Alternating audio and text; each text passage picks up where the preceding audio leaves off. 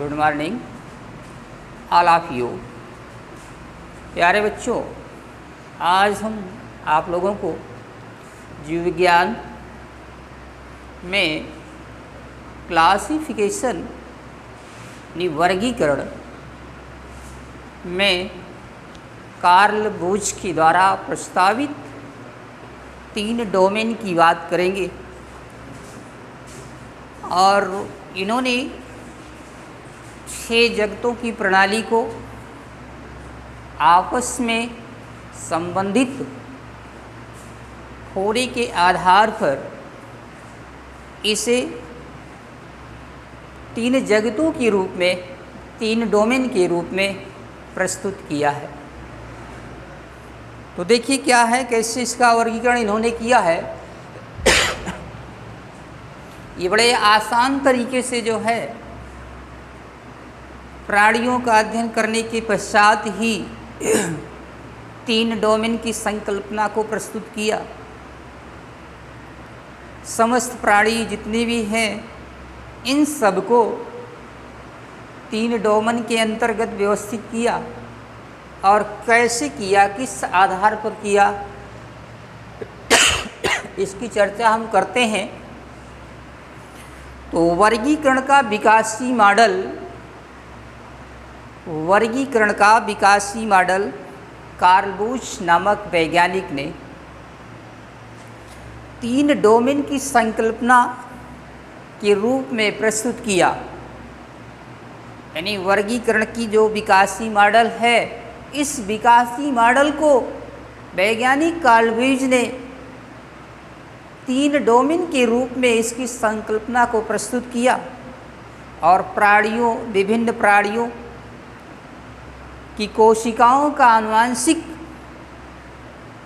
संरचना का अध्ययन करने के पश्चात इन्होंने देखा कि प्राणी समूह के 6 जगत, अर्थात इसकी चर्चा जो पहले लोगों ने किया कि 6 जगतों में जो है प्राणियों को, जीवधारियों को जो है वर्गीकृत किया गया है, इनकी संकल्पना अर्थात इन 6 जगतों को इन्होंने ये देखा कि आपस में इनके गुण, इनके लक्षण, इनकी आनुवंशिक संरचना ये लगभग मिलती जुलती है, समानताएं इसमें होती हैं।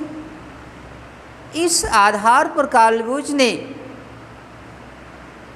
जगत से ऊपर एक अलग श्रेणी को तैयार किया,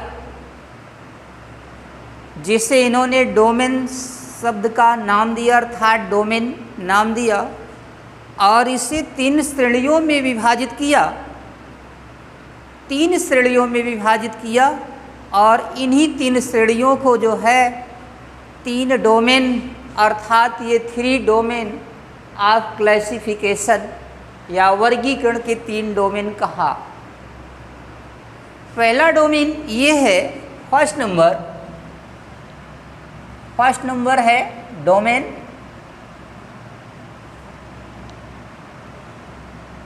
डोमेन आर्किया।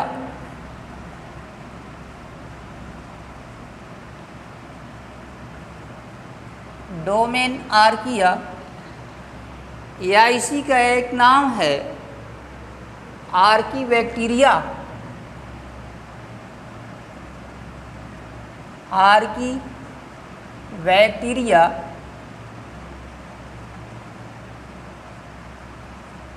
इसी को आर्कीबैक्टीरिया या फिर जो है डोमेन आर्किया कहते हैं।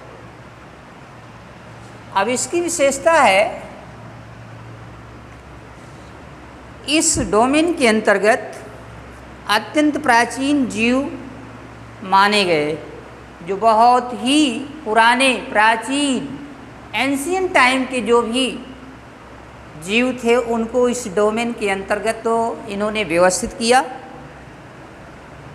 और इनका निर्माण ये बताया कि प्रोकैरियोटिक कोशिकाओं के द्वारा होता है। इन्होंने ये बताया कार्ल बूच ने कि ये प्राचीन डोमेन है, इसके अंतर्गत प्राचीन प्राणियों को रखा गया है और इसमें इनका निर्माण जो होता है प्रोकैरियोटिक कोशिकाओं से होता है। और इन कोशिकाओं पर एंटीबायोटिक औषधियों का कोई विशेष प्रभाव नहीं पड़ता है। यानी कहने का मतलब जो भी एंटीबायोटिक औषधियाँ हैं, मेडिसिन्स हैं, इन सब का इन पर कोई इफेक्ट नहीं रहता है। इनका आरएनए जीवाणु आरएनए से भिन्न होता है।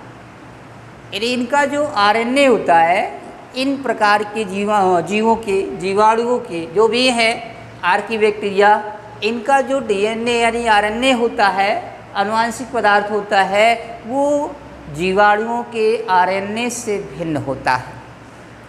और ये प्रतिकूल वातावरण में भी अपने आप को जीवित रख सकते हैं, अर्थात इनके अंदर ऐसी क्षमताएं होती हैं जो अपने आप को प्रतिकूल वातावरण में भी व्यवस्थित रखते हैं, अर्थात बनाए रखते हैं। इन पर विपरीत वातावरण का कोई विशेष प्रभाव नहीं पड़ता है।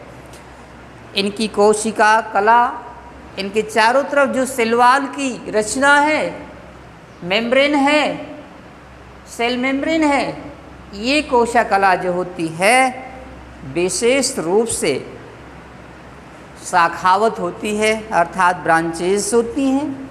और इसके बावजूद भी इसका निर्माण जो होता है हाइड्रोकार्बन्स के माध्यम से होता है। और इन हाइड्रोकार्बन्स में जैसे मेथेनोजेंस है, हाइलोफाइल्स है, और इसके बाद हाइपर थर्मोफाइल्स, ये सभी ऐसे जो होते हैं हाइड्रोकार्बन्स होते हैं जिनके माध्यम से इनकी सेल वॉल का, इनकी सेल मेम्ब्रेन का, इनकी शाखावत कोशिका कला या इनका जो होता है, इस माध्यम से हाइड्रोकार्बनों के द्वारा ही इनका निर्माण संभव है। तो ये विशेषता फर्स्ट डोमेन आर्किया अर्थात आर्कीबैक्टीरिया की है। सेकंड नंबर आता है बेटा डोमेन बैक्टीरिया अर्थात eubacteria. Second number domain है domain eubacteria, domain bacteria. Domain bacteria या इसी का नाम रखा गया है यू बैक्टीरिया। यू बैक्टीरिया यानी डोमेन बैक्टीरिया और यू बैक्टीरिया।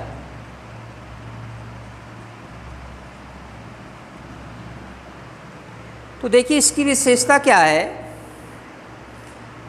इनमें जो होता है विशेष रूप से इन प्राणियों में जो आनुवांशिक संरचना डीएनए होती है वो नग्न होता। कहने का मतलब इनमें डीएनए नग्न होता, इसके चारों तरफ कोई कोशिका कला नहीं है, कोई आवरण नहीं है, और इनमें अन्य डोमेन से भिन्न आरएनए पाया जाता है। यानी जैसे भी फर्स्ट डोमेन बताया आर्कीबैक्टीरिया, तो इनसे कुछ अलग तरीके का, अलग टाइप का जो होता है आरएनए पाया जाता है। इसकी कोशिका कला ग्लिसरॉल की और आशाखित, ग्लिसरॉल पदार्थ होता है इस पदार्थ की, और इसके साथ साथ फर्स्ट डोमेन में ये था कि इनकी कोशिका कला शाखावत होती है, लेकिन इनकी जो होती है सेकंड डोमेन में, इसमें जो प्राणी रखे गए हैं इनकी कोशिका कला आशाखित होती है, अनब्रांचेस होती है। इसके साथ साथ इनमें 70S टाइप का, हमने बताया था पहले ही कि राइबोसोम दो प्रकार के होते हैं, एक 70S होता है और एक 80S होता है। तो 70S खास करके जो होते हैं प्रोकैरियोटिक कोशिकाओं में पाया जाता है, और 80S जो होता है ये यूकैरियोटिक कोशिकाओं में पाया जाता है। तो फर्स्ट डोमेन में भी यानी सेकेंड डोमेन में जो है यानी कि खास करके इसमें 70S प्रकार का जो होता है यानी राइबोसोम पाया जाता है। इसके साथ इन पर एंटीबायोटिक दवाओं के प्रति थोड़ी सी संवेदना होती है। अब इसके पहले हमने बताया था कि फर्स्ट डोमेन में एंटीबायोटिक या जो भी प्रतिजैविक औषधियाँ होती हैं उन पर कोई विशेष प्रभाव नहीं था, लेकिन ये सेकंड डोमेन के जो भी प्राणी हैं, जो भी जीव हैं, इन पर क्या होता है, एंटीबायोटिक औषधियों का अर्थात प्रतिजैविक औषधियों का प्रभाव पड़ता है, अर्थात इसके प्रति ये संवेदना प्रकट करते हैं। इनके डीएनए में हिस्टोन प्रोटीन नहीं पाया जाता है, यानी इनके डीएनए जो होते हैं उसमें हिस्टोन प्रोटीन कई प्रकार की होती हैं, इसको आगे आप पढ़ेंगे। तो ये जो होता है इसका कोई विशेष प्रभाव नहीं है, अर्थात ये नहीं पाया जाता है। और 80 डिग्री सेंटीग्रेड तापक्रम पर भी ये जीवित रह सकते हैं, यानी इनकी कैपेसिटी ये है कि अगर एटमॉस्फेयर का टेम्परेचर जो होता है 80 डिग्री सेंटीग्रेड तक हो जाए तब भी ये अपना जीवन अच्छे से जो होते हैं स्पेंड कर सकते हैं, अर्थात अपने आप को जीवित रख सकते हैं। इन पर कोई विशेष प्रभाव नहीं पड़ता, और विशेष प्रभाव कब पड़ेगा, जब इससे टेम्परेचर अधिक होगा। जैसे किसी भी पदार्थ में है, चिपके हैं, कुछ भी हैं, अगर आप इसको क्या करते हैं 80 डिग्री सेंटीग्रेड तक बॉयल करते हैं तब तक तो ये क्या रहेंगे, अपने आप को व्यवस्थित कर लेंगे। अगर आप 100 पर करते हैं तभी इनकी क्रियाएं क्या होती हैं, प्रभावित हो सकती है। इनकी कोशिका भित्ति ग्लूकोसेमीन तथा एसिटिल म्यूमेरिक अम्ल की बनी होती है। जैसे माइकोप्लाज्मा, इसमें एग्जाम्पल में आ गया कि माइकोप्लाज्मा जो होता है बेटा, ये माइकोप्लाज्मा यानी माइकोप्लाज्मा जो होता है ये सेकंड डोमेन में रखा गया प्राणी है। इस पर 80 डिग्री सेंटीग्रेड का ताप का कोई प्रभाव नहीं है, इस पर एंटीबायोटिक दवाओं से थोड़ा सा संवेदना है, प्रभाव है। जैसे माइकोप्लाज्मा, और एक चीज़ और होता है ग्राम पॉजिटिव और ग्राम निगेटिव, ये दो प्रकार के जीवाणु हैं बेटा, ग्राम पॉजिटिव और ग्राम नेगेटिव। इसमें विशेष करके इन जीवाणुओं को रखा गया है किस डोमेन के अंतर्गत, सेकेंड डोमेन, अर्थात यू बैक्टीरिया या डोमेन बैक्टीरिया। तीसरा डोमेन आता है डोमेन यूकैरिया या यूकैरियोटा। तीसरा नंबर है डोमेन यूकैरिया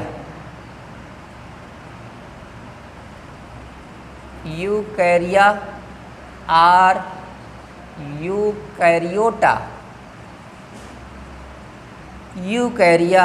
यूकैरियोटा, ये है तीसरा डोमेन यूकैरिया, ये तीसरा डोमेन है बेटा।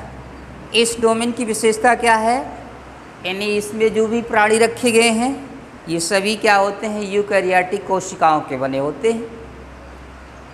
तो यूकैरियोटिक कोशिकाओं के बने हैं, इसका मतलब इस डोमेन के जो भी प्राणी हैं यूकैरियोटिक हैं, इनमें टीएस राइबोसोम्स होंगे और इनमें सेल वॉल होगी, इनमें सेल मेम्ब्रेन है, इनमें विकसित केंद्रक है, इनमें हर प्रकार की इकाई जो है जटिल होगी, क्योंकि ये जटिल प्राणी के अंतर्गत आ जाएंगे। तो कहने का मतलब इन पर एंटीबायोटिक औषधियों का कोई प्रभाव नहीं होता है। इनकी कोशा झिल्ली जीवाणु की भांति त्रिस्तरी होती है, यानी जितने भी जो है थर्ड डोमेन के अंतर्गत रखे गए प्राणी हैं इनमें क्या होता है, त्रिस्तरी कोशा भित्ति पाई जाती है और डीएनए में हिस्टोन नामक प्रोटीन पाई जाती है। और इनका डीएनए जो होता है इनमें हिस्टोन नामक प्रोटीन पाई जाती है। इसके पहले अभी हमने बताया था कि इसमें हिस्टोन प्रोटीन नहीं पाई जाती है, लेकिन इनमें डीएनए में क्या है, हिस्टोन प्रोटीन पाई जाती है। और इसके साथ साथ इनमें 80 प्रकार का राइबोसोम होता है। ये विशेष करके पादप, कवक और एनिमेलिया, इन सब को जो है इसके अंतर्गत सम्मिलित किया गया है। यानी कि डोमेन थर्ड डोमेन के अंतर्गत यानी फंगस को भी और एल्गी को भी, और ये एनिमेलिया और प्लांट, ये सभी जगतों को जो है इंटीग्रेटेड इसके अंतर्गत किया गया है। Thank you. इसके बाद नेक्स्ट टॉपिक नेक्स्ट डे पर।